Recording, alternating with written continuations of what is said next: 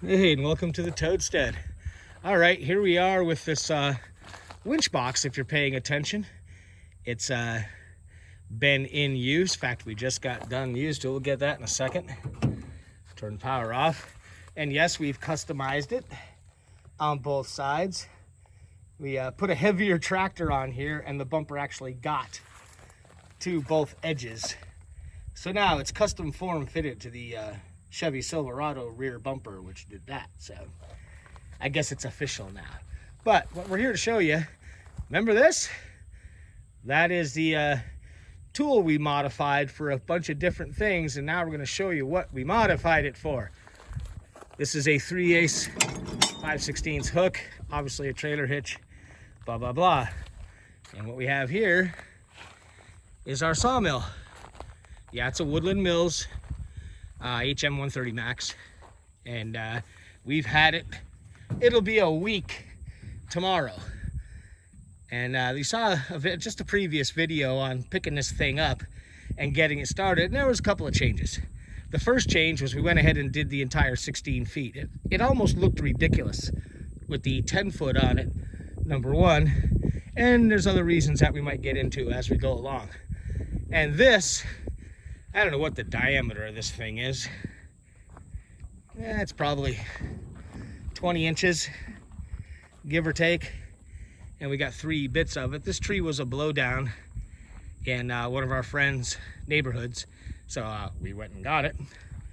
And we just put it up. And we'll show you, we'll chat. This video is gonna go on a little bit, so get yourself a cup of coffee. So when we set the mill up, there is our very first cuts. This was another bit of the tree you just saw, but a lot smaller. And these are practice. It's really all it is. We started with that little pile over there with a tubby of stickers on it, and that's some cherry that we brought back from northern Alabama, last year maybe.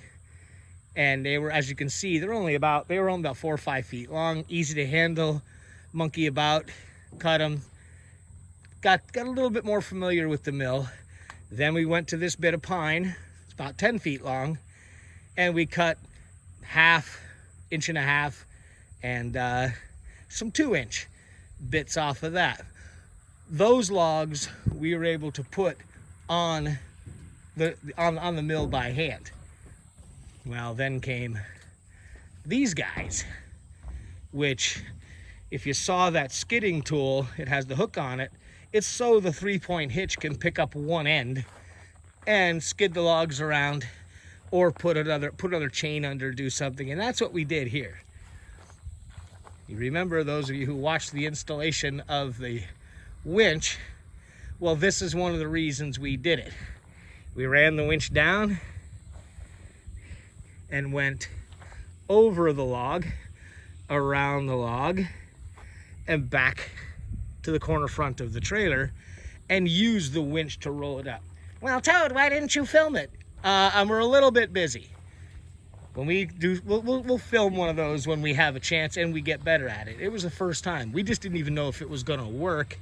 And if I'm going to die, I'd prefer not to do it on YouTube.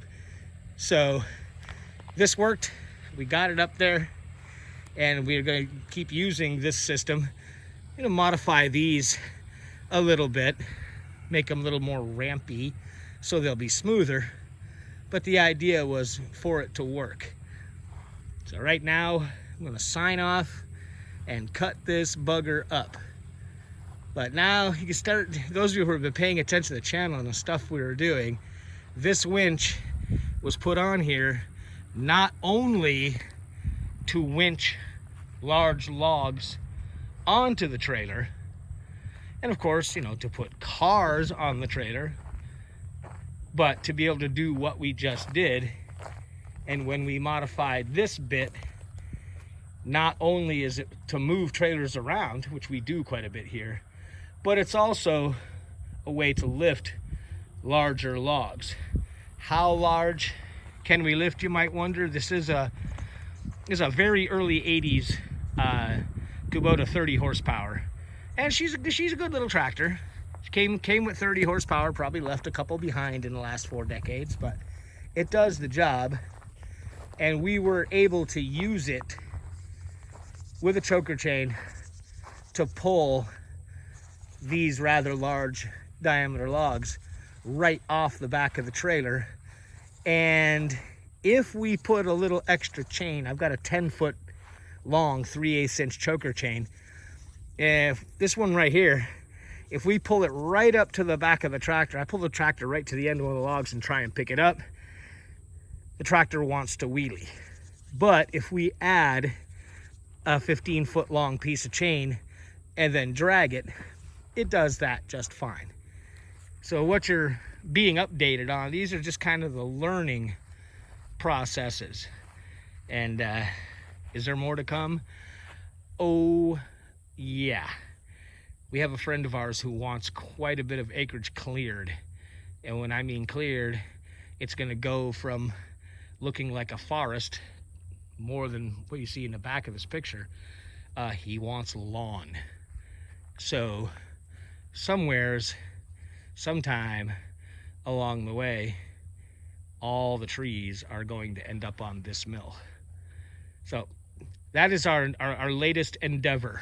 And here we go. We'll try and get into some actual cutting and whatnot as I figure out how to get the tripod set up, do all that. Most of the time I'm alone or with one other person who doesn't really get into the whole filming thing. So we'll do our best to bring you along. Let's see, as far as the mill itself, I'm going to do a separate video on the mill itself. But right now, we'll just call it an introduction to the latest Toadstead adventure. And I do want to shout out Sawing with Sandy. Fantastic YouTube page. Now, to be fair, did he sell me on this particular mill? No. But the way his videos are put together, if you're even considering this, I highly recommend you go look at that Friendly Canadian's videos. And he has a mill, an older version of this exact one. And the videos are worth looking at if this interests you at all. So thanks for Sawing with Sandy, because watching your videos did give us a little more confidence in doing this. So thanks to him, and thanks to y'all for coming along for this, and we'll see you next time.